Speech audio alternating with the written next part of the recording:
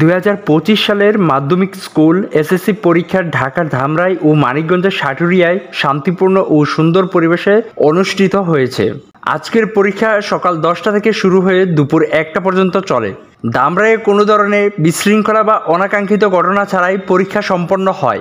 শিক্ষার্থীরা নির্ধারিত সময় অনুযায়ী কেন্দ্রে উপস্থিত হয়ে সুশৃঙ্খলভাবে পরীক্ষা দেয়।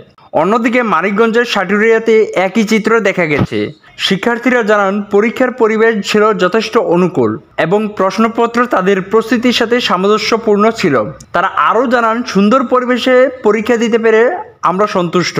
আমাদের পড়া প্রশ্নেই এসেছে, তাই ভালো দিতে পেরেছি।